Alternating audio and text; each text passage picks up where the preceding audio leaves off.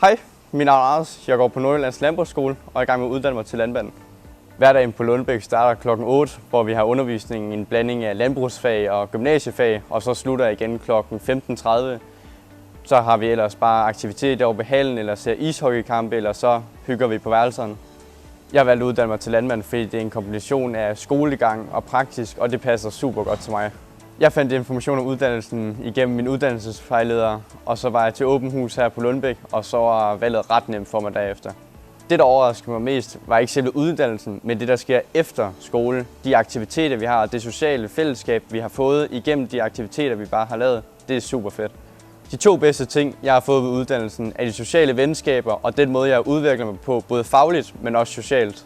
I forhold til mine fremtidsplaner er jeg stadig lidt usikker på, hvad jeg vil være. Jeg kunne godt tænke mig at blive planteavlskonsulent, men jeg har også en lille drøm om at blive politibetjent.